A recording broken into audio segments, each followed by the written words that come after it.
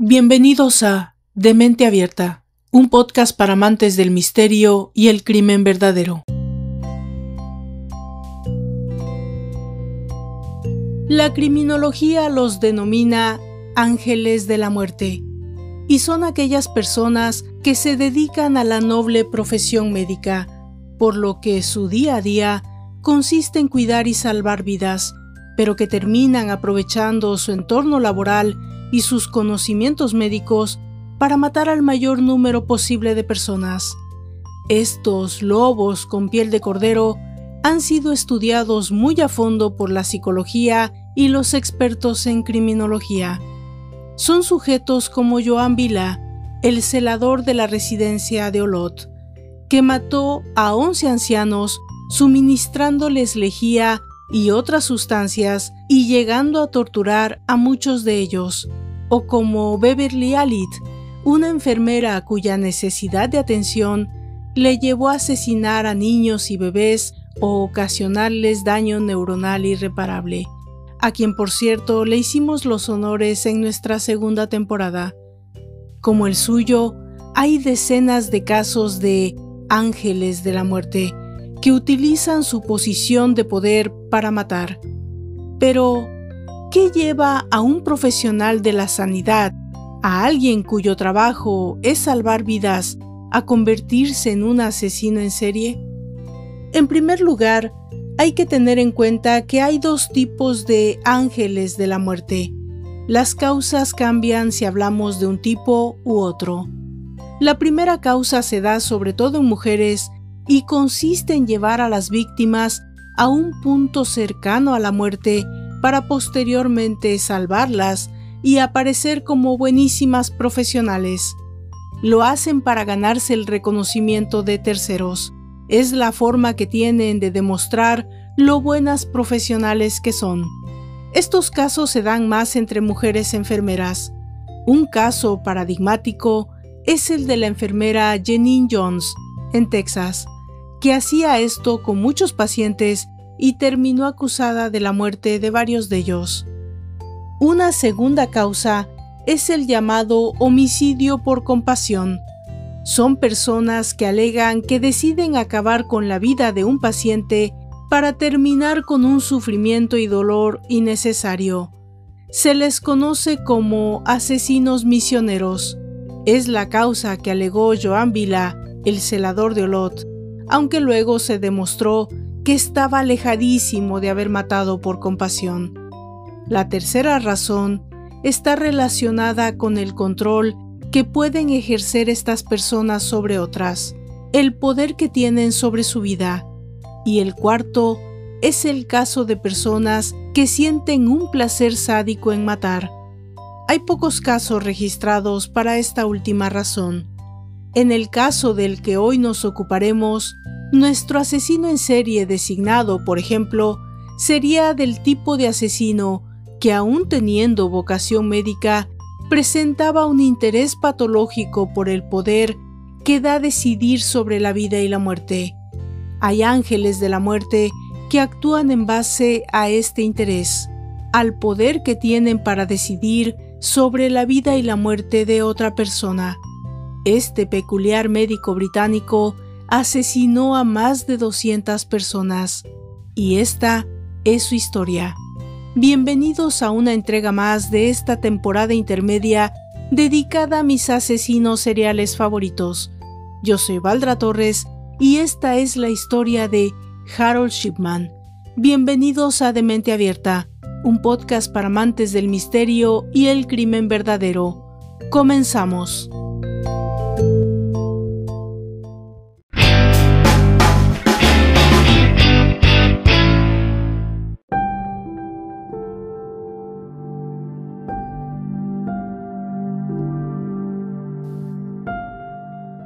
Un médico de familia ha resultado ser un asesino en serie. El número de víctimas se desconoce por el momento.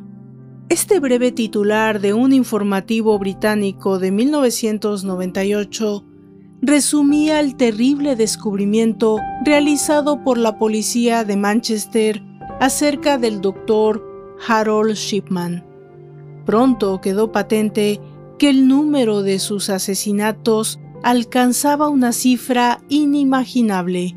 Se le imputaron las muertes de al menos 218 de sus pacientes, aunque se teme que en realidad fueran muchas más, y sin embargo, hasta el momento de su detención, no había habido un rastro de cadáveres que seguir, como sucede muy comúnmente con los criminales seriales. ¿Cómo pudo el doctor hacer que sus crímenes pasaran desapercibidos? La respuesta estaba en sus víctimas.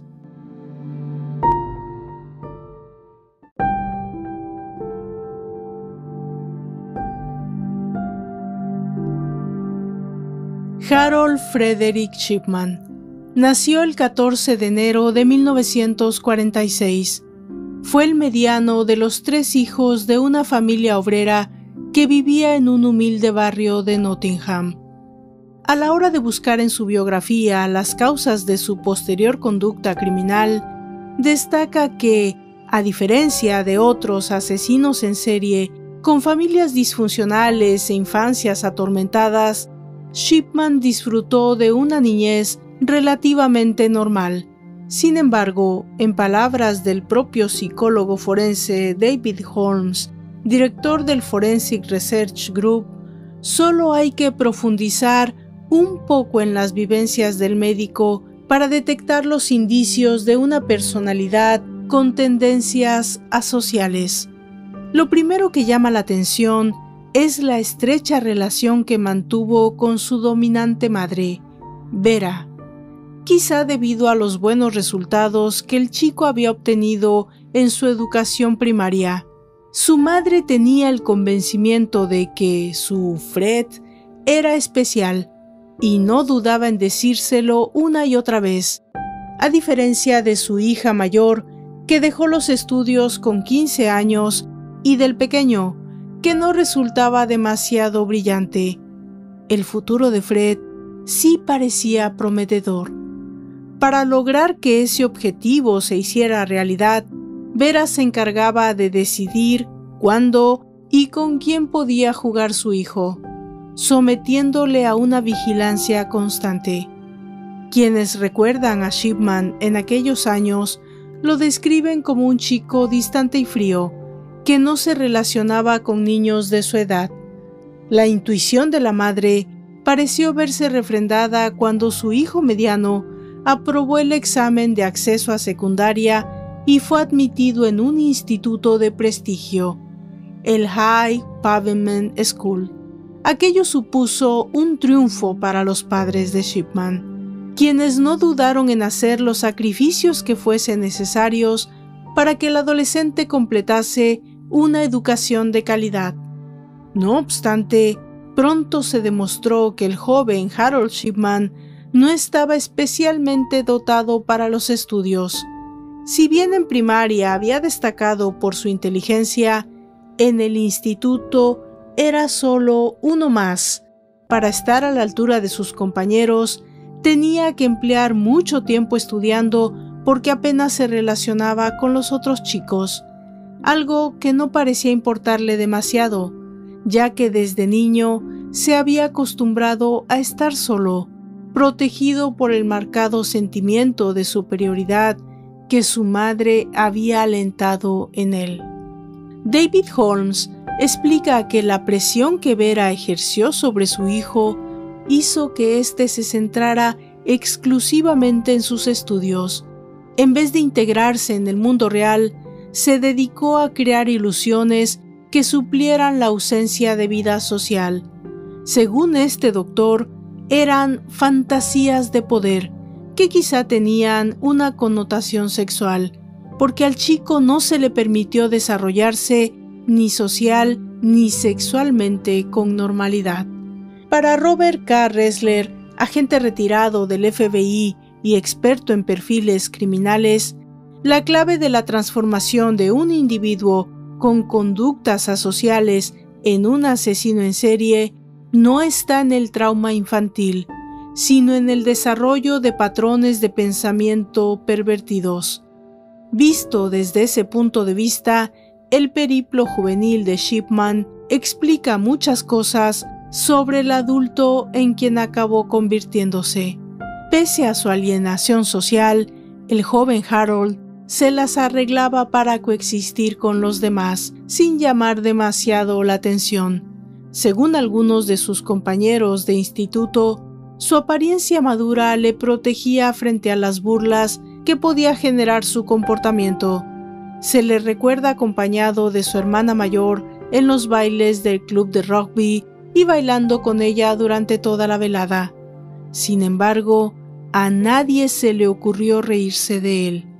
Y entonces se produjo el acontecimiento que marcó un antes y un después en su vida. El 21 de junio de 1963, Vera murió de cáncer de pulmón. La noticia tomó por sorpresa a los compañeros de clase de Harold Shipman, ya que éste no les había contado que su madre estaba gravemente enferma. Durante las semanas previas a su muerte, la enferma recibía la visita del médico de familia que aliviaba sus dolores a base de inyecciones de morfina. Micaela Sitford, periodista y autora de libros sobre el caso Addicted to Murder, cuenta que el chico acudía al lecho de su madre todos los días tras volver del instituto y se quedaba junto a ella mientras el médico la atendía, viendo cómo, poco a poco, la morfina la relajaba y dejaba de sufrir. Después de perder a su madre, Harold empezó a correr grandes distancias todas las noches. Aunque hiciera frío o estuviese lloviendo, esto que parece una forma más de enfrentarse al duelo, tiene para muchos expertos una importancia trascendental en la transformación del futuro médico en un asesino en serie. Según el Dr. Holmes, este ejercicio le hacía segregar endorfinas, que son potentes opiáceos naturales, que, combinados con el alivio que debió de experimentar cuando Vera por fin descansó, hizo que recrear esa sensación de alivio se transformase en una adicción para él. No es posible afirmar cuánto hay de cierto en esta teoría. Lo que sí se sabe es que hasta la muerte de su madre, Harold Shipman no había mostrado interés alguno por la medicina. Al revelarse su comportamiento homicida posterior, se planteó la pregunta de si se hizo médico para salvar a la gente o para disfrutar del poder de tener su vida en sus manos.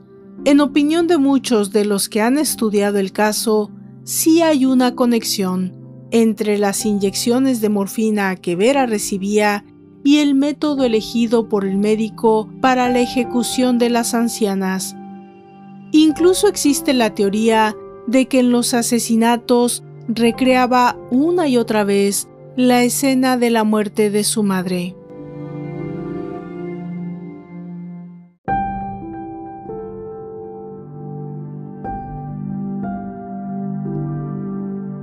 Pese a que lo deseaba con todas sus fuerzas, a Shipman no le resultó fácil convertirse en médico. En su primer intento no consiguió la nota suficiente para estudiar medicina en la Universidad de Leeds. No obstante, en lugar de desanimarse, dedicó todo un año a preparar la siguiente convocatoria. En 1965, con 19 años, Harold Shipman repitió los exámenes de ingreso y aprobó. Por fin logró hacer realidad los sueños de su madre, progresando en la escala social tal y como ella siempre había querido. En septiembre de 1965 comenzó sus estudios de medicina en la Universidad de Leeds, donde pasó 5 años hasta completar su formación, y durante ese tiempo hizo algo más que concentrarse en sus estudios. En el autobús que tomaba para ir a la facultad, coincidía diariamente con una chica muy introvertida, Primrose Oxtoby. La joven provenía de un hogar muy disciplinado. Sin embargo, había abandonado su educación a los 15 años sin haber conseguido ningún título y por entonces estaba a punto de terminar un curso de arte y diseño en Leeds. Aunque ella, al igual que Shipman, tampoco había socializado demasiado, acabaron entablando conversación. A partir de ahí, todo progresó con rapidez. Primrose se quedó embarazada y a los 6 meses de relación se casaron en una ceremonia civil. Harold se licenció en Leeds en 1970 y pasó a formarse como residente en el Hospital General de Pontefract, Yorkshire. Tras 12 meses de prácticas, consiguió el título que le permitió ejercer la medicina de forma oficial. Siguió en el mismo hospital hasta cumplir 28 años, obteniendo un diploma en salud infantil en 1972 y otro en obstetricia y ginecología en su último año.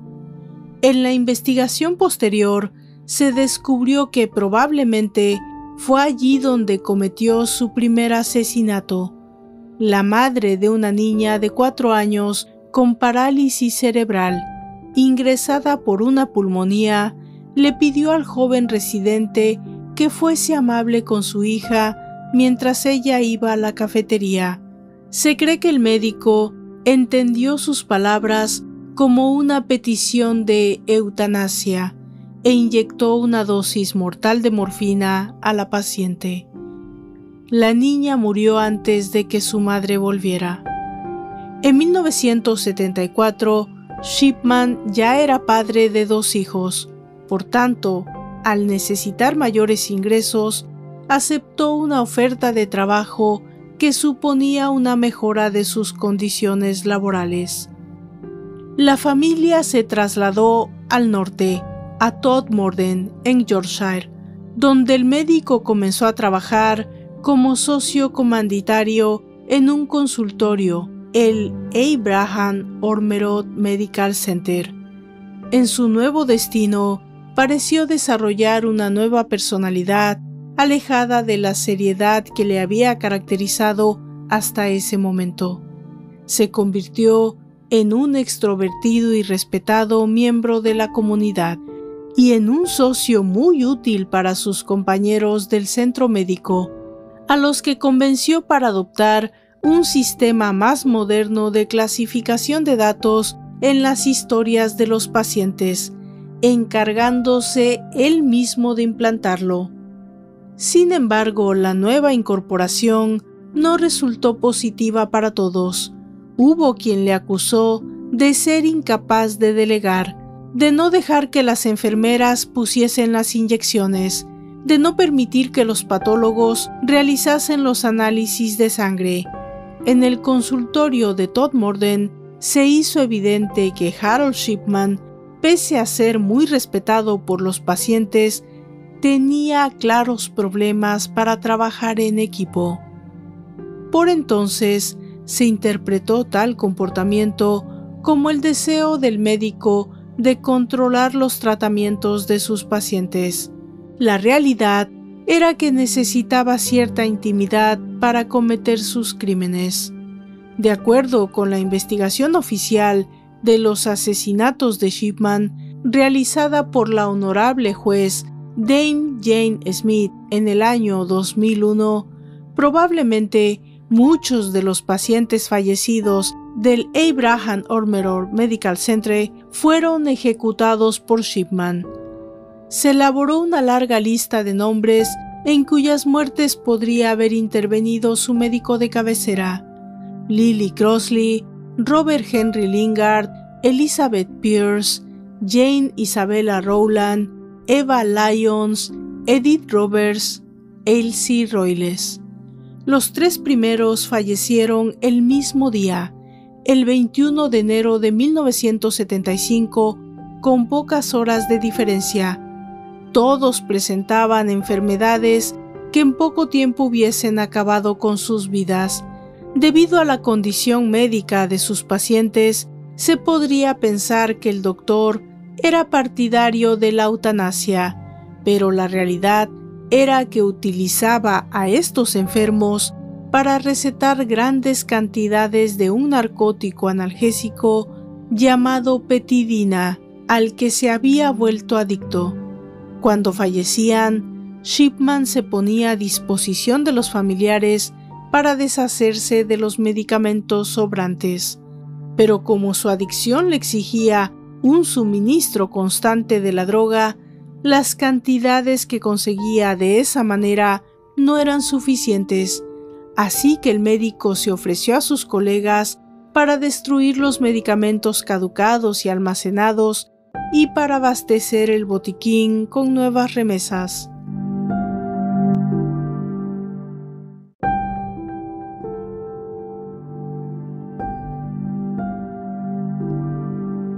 En febrero de ese año, la Brigada de Estupefacientes de West Yorkshire encontró sospechosa la gran cantidad de petidina que Harold Shipman estaba encargando. Hablaron con los farmacéuticos locales para descubrir qué estaba pasando, pero estos declararon en favor del facultativo. Aún así, se redactó un informe policial que concluía que el doctor debía ser sometido a vigilancia. Durante los meses posteriores, Shipman sufrió unos extraños colapsos producidos por la droga que incluso le obligaron a dejar de conducir. Pese a ello, continuó trabajando tanto como antes. Con la ayuda de su mujer, que le hacía de chofer, siguió visitando en sus domicilios a los pacientes de edad avanzada o gravemente enfermos. Según uno de sus colegas del consultorio médico, parecía estar siempre en un estado frenético. Entonces, gracias a una comprobación rutinaria, los socios del Abraham Ormerod descubrieron que su nuevo asociado estaba falsificando recetas y utilizando la petidina para su consumo propio. Tras avisar a la policía, decidieron hablar con él. Para su sorpresa, el médico confesó la verdad y les pidió ayuda para seguir consiguiendo la droga. Llegó a justificar su adicción diciendo que no se puede recetar a un paciente nada que no haya probado uno mismo. Los miembros del consultorio se negaron a ayudarle y Shipman, enfurecido, presentó su dimisión.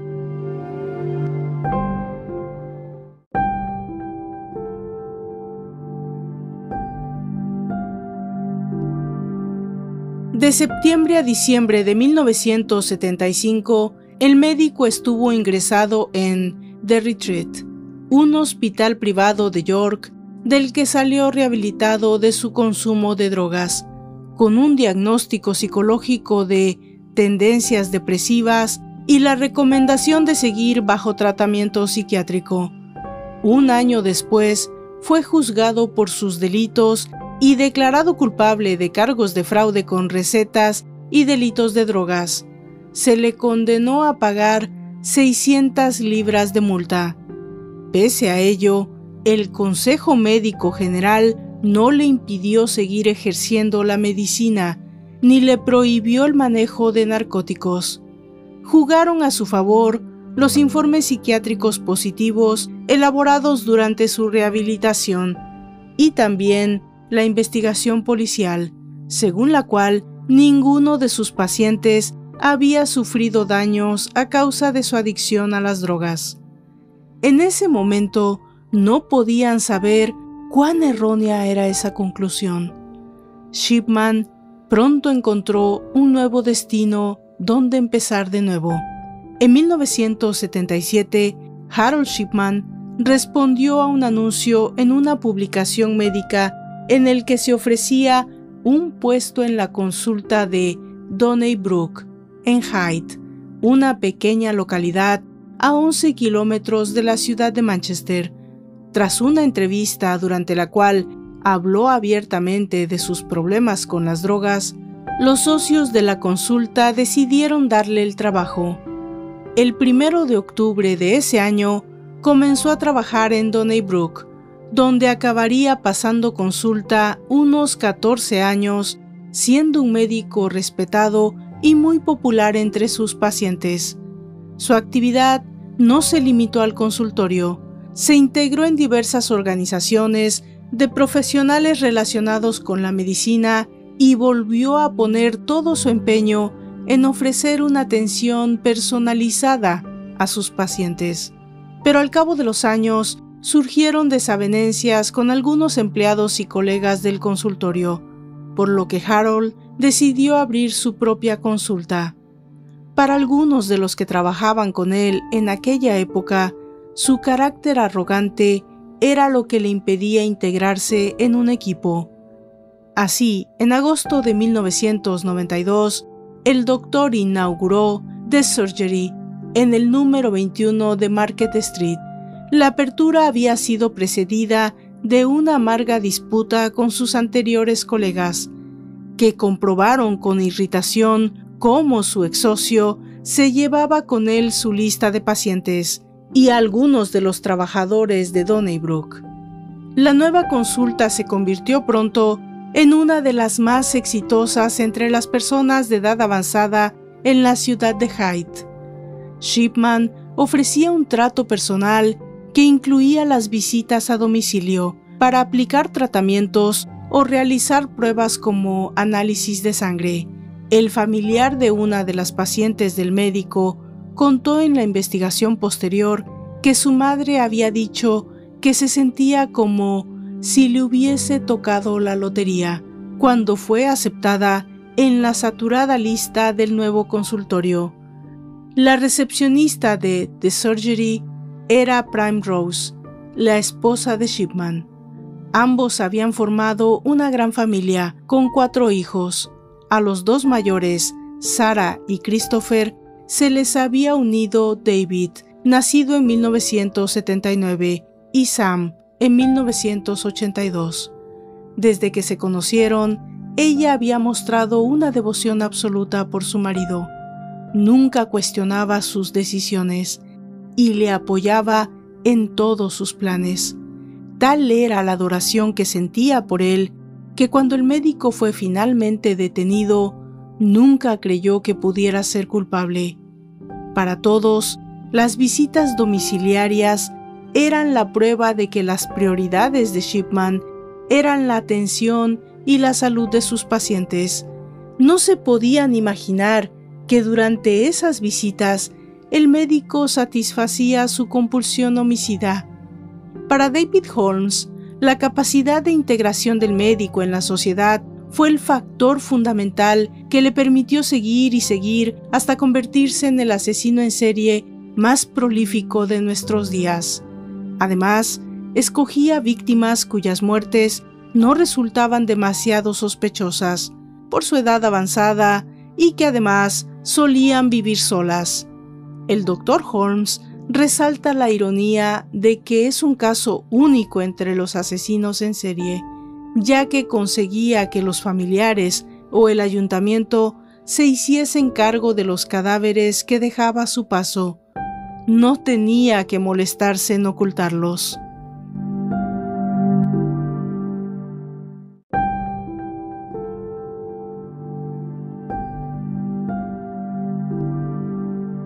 Pero, con el paso del tiempo, alguien empezó a detectar unas extrañas similitudes entre los fallecimientos certificados por Harold Shipman, los dueños de los servicios funerarios Massey. La hija del dueño, Deborah Van Broffe, se dio cuenta de que los pacientes fallecidos del médico solían ser mujeres de avanzada edad que habían muerto en sus casas. Lo extraño era que cuando llegaban a los domicilios se encontraban a las mujeres completamente vestidas y no veían en la vivienda rastros de enfermedad ni equipos de soporte vital o medicamentos que sugirieren que sufrían alguna enfermedad grave.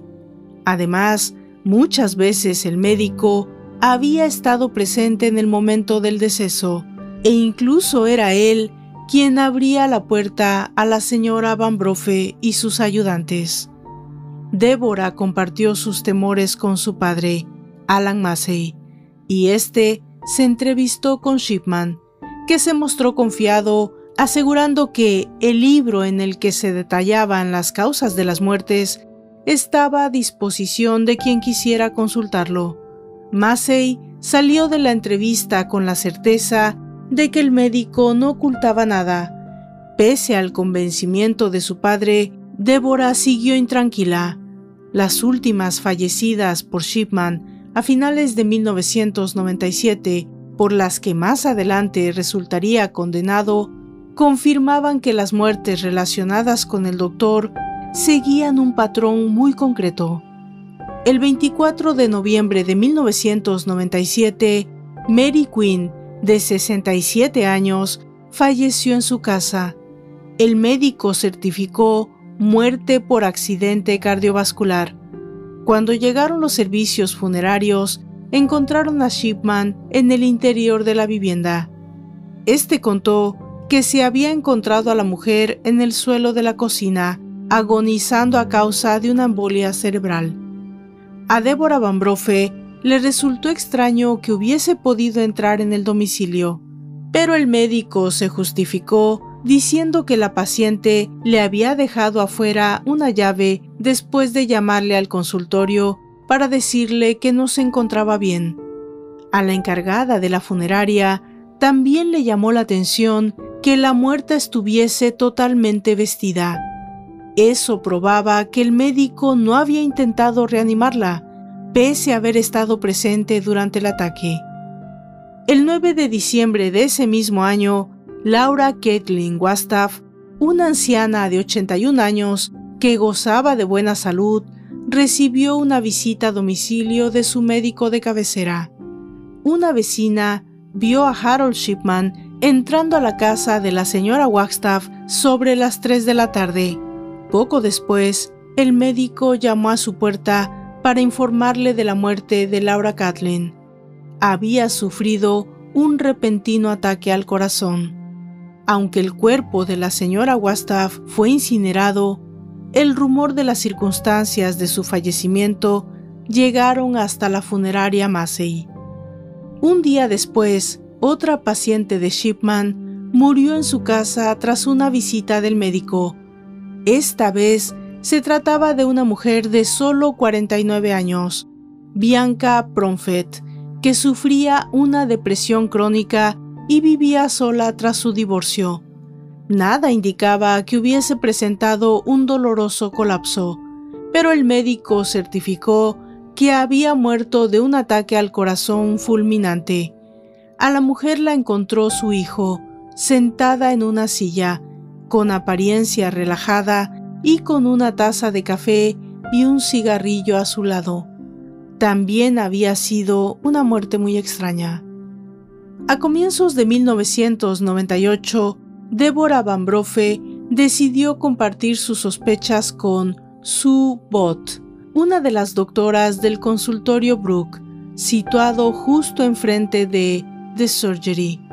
Los médicos de Brooke colaboraban con Shipman firmando el segundo formulario de las 2 que exige la ley inglesa para poder incinerar los cadáveres de quienes han fallecido en su vivienda, sin que su muerte haya sido certificada por un juez de instrucción. La forma B es firmada por el médico que confirma la muerte y consigna la causa, y la forma C es firmada por el médico independiente que corrobora la causa del fallecimiento. Cuando Sue Bott comentó con sus colegas las sospechas de Deborah, descubrió que no era la única que creía que el médico podía estar acabando con sus pacientes. Otra de las facultativas adscritas al consultorio Brooke, Linda Reynolds, también había hecho un preocupante descubrimiento. Como la doctora Reynolds acababa de instalarse en Hyde, tenía la experiencia de su trabajo anterior para establecer comparaciones. Por eso, a diferencia del resto de los médicos de Brooks, pudo darse cuenta de que el número de certificados de cremación para los que Shipman solicitaba una segunda firma era anormalmente alto, y decidió comparar los de las 2 consultas. El resultado fue revelador. En 3 meses, los doctores habían firmado 16 certificados de cremación forma C para Shipman. Casi todos correspondían a mujeres que habían muerto en su casa y a las que Harold había visitado en el momento de su muerte o poco antes de que éste se produjera. En el mismo periodo, la consulta Brooke había pedido la firma de 14 formas C al consultorio vecino. A simple vista, las cifras podrían parecer normales, salvo porque la consulta Brooke atendía a 9.500 pacientes y de Surgery solo a 3.000. Tras una reunión en la que los doctores de Brooke debatieron los indicios encontrados de mala praxis o intención criminal, Linda Reynolds decidió dar un paso más y contactar con el juez de instrucción, John Pollard.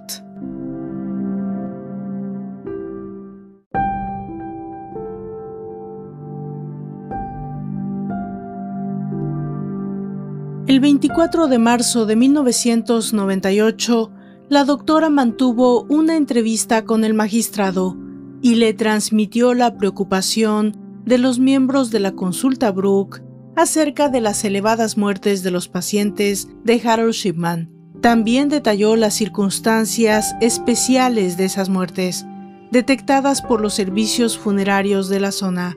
Fue suficiente para que el juez decidiera iniciar una investigación policial. El detective David Smith no tenía ninguna experiencia en casos de características similares. Cuando cerró la investigación el 17 de abril de 1998, concluyó que no había razones para acusar a Harold Shipman de crimen alguno. Los pasos que dio el detective Smith fueron analizados en detalle por la consiguiente investigación oficial a cargo de la juez Dame Jane Smith. Su informe sostiene que el oficial de policía cometió varios errores que le impidieron descubrir lo que realmente había ocurrido. No le dio importancia al hecho de que era imposible hacer autopsias porque la mayoría de los cuerpos habían sido incinerados, ni a la diferencia entre las tasas de mortalidad de las dos consultas o al extraño hecho de que Shipman hubiese estado presente en casi todas las muertes sospechosas. Mientras llevaba a cabo sus pesquisas, la doctora Reynolds informó a David Smith que el médico acababa de solicitar la firma de la forma C para dos nuevas fallecidas, Lily Higgins, de 83 años, y Ada Warburton, de 77 años, a las que se les podía realizar una autopsia antes de ser incineradas. Sin embargo, el oficial no quiso hacer pasar un mal trago a sus familiares y desestimó la petición.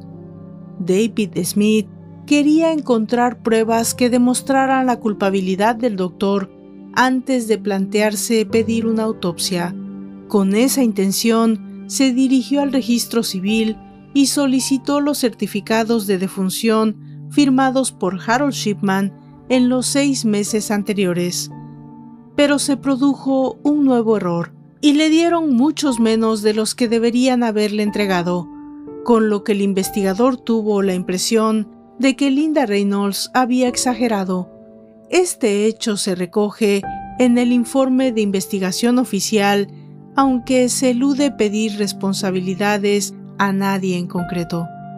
Su siguiente paso fue visitar las oficinas de las autoridades sanitarias de West Penn, donde se entrevistó con el subdirector Alan Banks. Para Dame Jane Smith, el aprecio y el respeto que el señor Banks sentía por Shipman hicieron que le resultase difícil contemplar la posibilidad de que estuviese matando deliberadamente o por negligencia a sus pacientes. Así pues, en lugar de buscar en las historias médicas archivadas extrañas similitudes de las muertes de los pacientes del médico, el detective se centró en comprobar que el historial de cada enfermo era compatible con la causa de la muerte. Más tarde se descubriría que el doctor manipulaba dichos datos tras haber asesinado a los pacientes. Antes de cerrar el caso, David Smith hizo una visita al crematorio de Hyde, donde le aseguraron que el Dr. Shipman rellenaba de forma adecuada los certificados que posteriormente se entregaban al registro civil. Al policía no se le ocurrió mirar en los propios registros del crematorio. Según Dame Jane Smith, si lo hubiese hecho, podría haber comprobado que las posibles víctimas de Shipman eran más de las que aparecían en los papeles recogidos en el registro civil. Además, al policía ni se le pasó por la cabeza introducir el nombre del sospechoso en el ordenador central. Allí habría encontrado registros de los delitos del médico en relación con su adicción a las drogas. En ese caso, quizá hubiese seguido investigando. Esta es también una conclusión extraída del informe de Dame Jane Smith. Mientras tanto, Shipman, ajeno a la investigación que se estaba realizando, siguió con su rutina de visitas domiciliarias.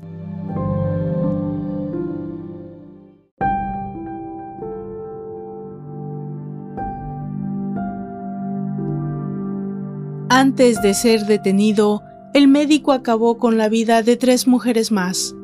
Winifred Mellor, 73 años, fallecida el 11 de mayo. Joan May Melia, 73 años, fallecida el 12 de junio. Y Caitlin Grandy, 81 años, fallecida el 24 de junio. Y podría haber seguido matando durante años si no se hubiese dejado llevar por la codicia.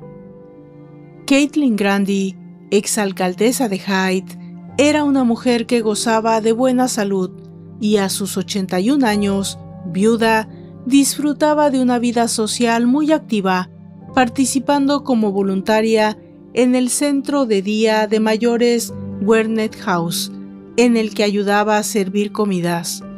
El 24 de junio de 1998, Caitlin quedó en su domicilio con su médico de cabecera, Harold Shipman, para que éste le tomara una muestra de sangre.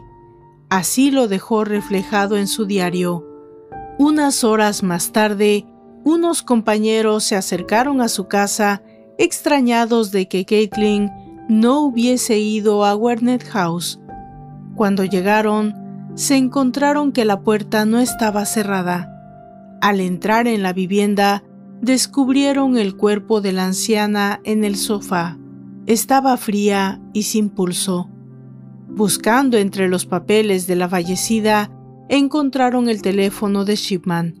En cuanto le llamaron, acudió al domicilio y certificó el fallecimiento. La causa que consignó fue la de edad avanzada. La muerte de la señora Grandy podría haber sido una más, pero esta vez la historia iba a discurrir por otros cauces. Después de que enterraran a su madre en el panteón familiar, Angela Woodruff recibió a través de un bufete de abogados una copia de su testamento. Esto despertó sus sospechas, ya que era una competente abogada y estaba al tanto de los asuntos legales de su madre. Al examinar con detenimiento el documento, comprobó que su madre le había dejado todas sus posesiones a su médico de cabecera, Harold Shipman, entre ellas su vivienda principal con un valor por encima de las 300,000 libras. Extrañamente, parecía haber olvidado la existencia de una segunda residencia, también de su propiedad, que no llegaba a mencionar en el documento. Para la señora Woodruff, aquello no tenía ni pies ni cabeza. Su madre nunca le hubiera dejado todo aquello a alguien que no fuera un familiar, y lo que hizo aumentar más su sospecha fue la torpeza y el desorden con que estaba redactado el testamento. Se trataba de un documento muy chapucero, por llamarlo de alguna manera, algo que chocaba con la personalidad metódica de la señora Grandy. Además, ésta tenía por costumbre escribir todos sus documentos a mano, y el testamento estaba mecanografiado. Sin duda, se trataba de una falsificación.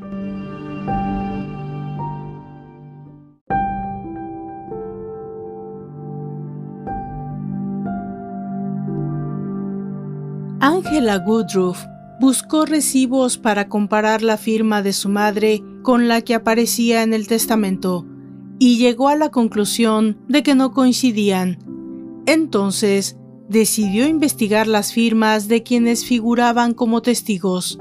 Se trataba de 2 pacientes de Shipman que habían creído complementar un formulario de un seguro o algo similar. El 24 de julio de 1998, la señora Woodruff acudió a la policía de Warwickshire y los hizo partícipes de sus sospechas. El asunto pasó a la policía de Manchester. Allí, algo llamó la atención del superintendente Bernard Postless. En la denuncia aparecía el nombre de un médico que había sido objeto de una investigación policial hacía pocos meses. Tras escuchar las sospechas de la hija de Caitlin Grandy, el 1 de agosto se decidió exhumar el cadáver de la anciana. Ese mismo día se procedió a registrar el domicilio y la consulta de Harold Shipman. De su lugar de trabajo se requisaron los historiales médicos, el ordenador y una máquina de escribir. Enseguida se demostró que la máquina había sido empleada para redactar el testamento de Caitlin Grandy.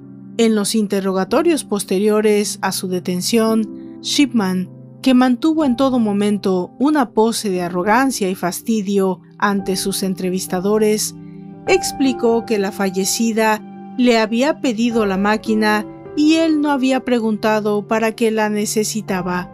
Sin embargo, no podía recordar cuándo ni quién se la había devuelto.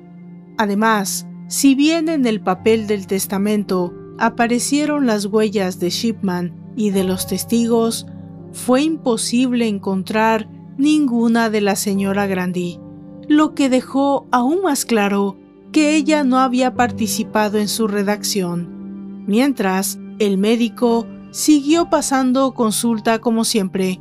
Incluso fue capaz de bromear con amigos y conocidos sobre lo que estaba sucediendo. Por su parte, los investigadores continuaron recolectando evidencias que demostrasen su culpabilidad fuera de toda duda. Su siguiente paso fue intentar recuperar la muestra de sangre que en teoría le había extraído el médico a su última víctima, pero ni había sido enviada al laboratorio ni apareció en la consulta del doctor. Todo parecía indicar que Harold Shipman había mentido para justificar su presencia en casa de Caitlin Grandy. Lo que encarriló definitivamente la investigación fueron los resultados de las pruebas toxicológicas.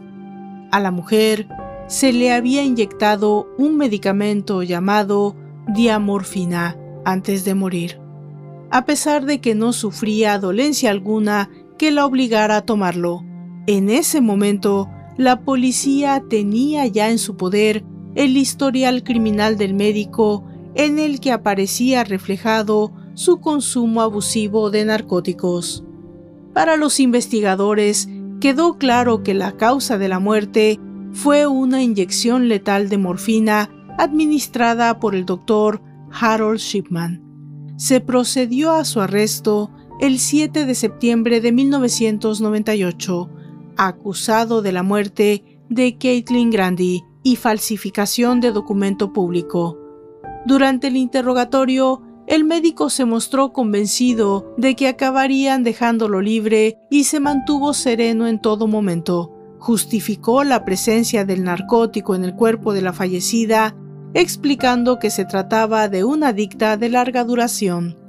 Al escuchar la misma teoría durante su defensa en el juicio, muchos harían suya las palabras del juez de instrucción John Pollard. Pensar que una mujer como Caitlin Grandy, octogenaria, exalcaldesa de Hyde, buscaba papelinas de heroína por los bajos fondos de Manchester Es absurdo y ridículo, y un ultraje a su memoria. La versión de Harold Shipman no tenía sentido por ningún lado. Para el superintendente Bernard Postles, había llegado el momento de ampliar la investigación al resto de casos sospechosos, aquellos con los que la muerte de la señora Grundy compartía similitudes. Por desgracia, muchas de las fallecidas habían sido incineradas y no era posible llevar a cabo pruebas toxicológicas con sus cuerpos. De septiembre a diciembre de 1998 se procedió a exhumar los cadáveres de Joan Melia, Winifred Mellor, Bianca Pomfret, Mary Quinn, Ivy Lomas, Jane Lilley, Muriel Grimshaw e Irene Turner. En todos ellos se encontraron rastros de morfina y Shipman fue acusado de provocarles la muerte. En febrero de 1999 se le acusó también de los asesinatos de Nora Nuttall, Kathleen Wastaph, Maureen Ward, Pamela Hillier, Mary West y Lizzie Adams. Habían sido incineradas, pero existían indicios para sospechar que murieron asesinadas. Pese a que Shipman ya era conocido como Doctor Muerte, en su consulta se siguieron recibiendo muestras de apoyo de pacientes leales que creían firmemente en su inocencia. Muchos de ellos pensaban que el juicio demostraría que todo había sido un error.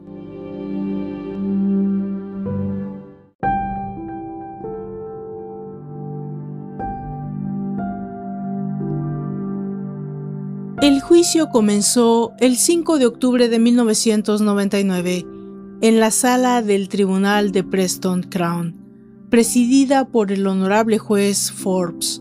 Harold Shipman se declaró no culpable de todos los cargos. La primera iniciativa de la abogada del acusado no tuvo éxito. Pretendía que se celebrasen hasta 3 juicios distintos, uno por los casos de los que se contaba con evidencias físicas, otros por los que carecían de tales pruebas y el último por el caso Grundy, al que el delito de falsificación le confería un carácter distinto. El juez decidió que se juzgaran los 15 casos de asesinato y el de falsificación de documento público. A partir de ahí, la defensa puso todo su empeño en tratar de demostrar que las pacientes habían fallecido por dolencias médicas preexistentes, como demostraban las anotaciones en sus historiales médicos a lo largo de los años. Además, nadie había sido testigo de una actuación criminal del doctor. En cambio, sí existía un testigo irrefutable que demostraba que Shipman había manipulado las historias médicas de sus víctimas. El disco duro de su ordenador había registrado las fechas en las que el médico había efectuado entradas en los historiales. Aunque figuraban con fechas anteriores, siempre las había escrito con posterioridad a los asesinatos, lo que desmontaba su coartada. Las evidencias en su contra se acumularon durante las sesiones, destruyendo la imagen del médico de la vieja escuela que la abogada quería dar de su defendido. Tampoco ayudó la actitud arrogante de Harold Shipman durante todo el proceso. Cuando se le confrontaba con las mentiras que había contado a los familiares de los fallecidos o a los agentes de policía, parecía indiferente.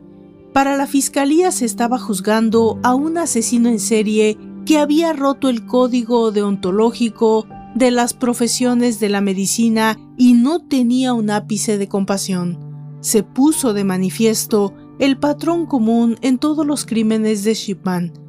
Sus víctimas eran mujeres que en su mayor parte vivían solas, no habían estado enfermas en el momento de su muerte y sus familiares desconocían las supuestas condiciones médicas preexistentes anotadas por su médico de cabecera.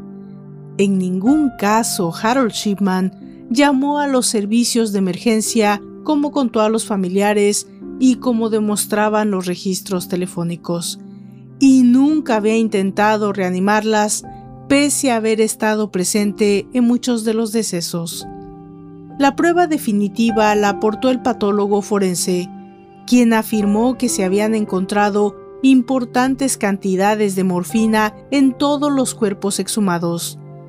Respecto al caso Grandi, las evidencias eran demoledoras. El testimonio de Angela Woodruff resistió todos los ataques de la defensa para minar su credibilidad. Tras 4 meses de juicio, el 31 de enero del año 2000, Harold Shipman fue declarado culpable de todos los cargos y condenado a 15 cadenas perpetuas consecutivas y 4 años por falsificación de documento público. Poco después, el 11 de febrero, Harold Shipman fue expulsado del Colegio Médico Británico. El juez, Justice Forbes, concluyó el proceso con las siguientes palabras: «Ninguna de sus víctimas supo que realmente usted las conducía a la muerte. Una muerte disfrazada con la apariencia de la cariñosa atención de un buen doctor». Pero el caso Shipman estaba lejos de concluir. La larga carrera del Doctor Muerte y las investigaciones policiales provocaron una alarma social que cristalizó en una auditoría clínica por parte del catedrático Richard Baker de la Universidad de Leicester, quien estimuló la cifra de muertes atribuibles a Shipman en al menos 236. El gobierno británico decidió entonces que había llegado la hora de conocer la verdad.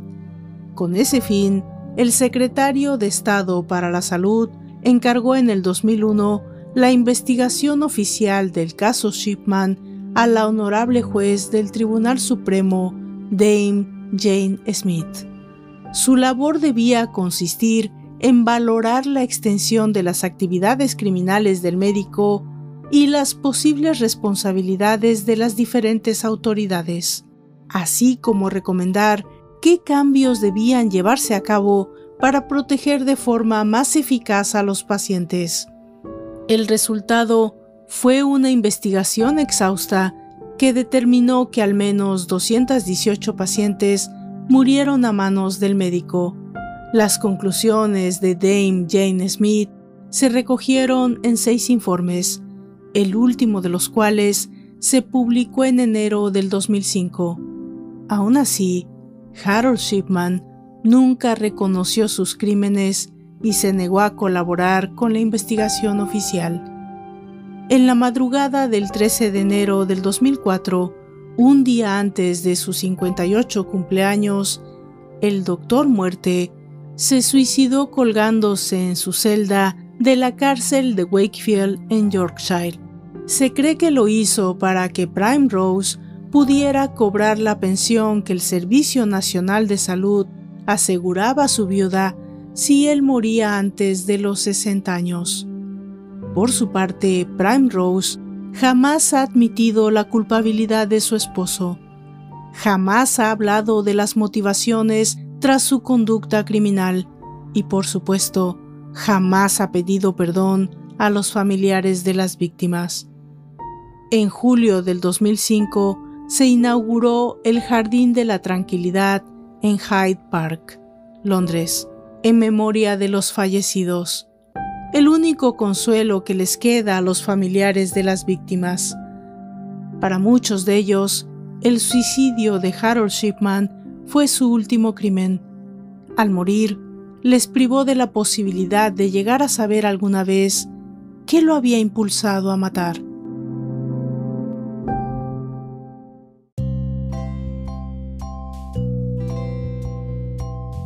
De esta manera hemos llegado al final de esta entrega intermedia que decidimos dedicar a mis asesinos seriales favoritos. Quiero enviar algunos saludos de algunas personas que han hecho el favor de enviarme mensajes por medio de la aplicación de Spotify. Para Patricia Quiñones, para Omar de la Renta, para Janet García Cáceres y para Michelle Vanessa Colorado Acosta. Gracias por sus mensajes. Es muy lindo escuchar que les gusta el podcast y que valoran el trabajo de esta servidora. Para Mirta Liliana Ayala, la idea que tú me das de hacer una temporada dedicada a desapariciones me resulta muy interesante. De hecho, ya había pensado en hacerla. Gracias por recordármelo. Los casos de desapariciones tienen mucha tela de donde cortar. Son muy interesantes, muy enigmáticos y por supuesto que lo tomaré en cuenta para posteriores temporadas. También para Patrick Guerrero, que me pidió ayuda con algunos libros. Ya te envié un correo electrónico que espero que hayas recibido y si no, visita tu área de spam porque probablemente allí se encuentre. Yo me despido de ustedes y los invito en el próximo capítulo, que será la 5ª entrega de nuestra 4ª temporada. Hasta entonces.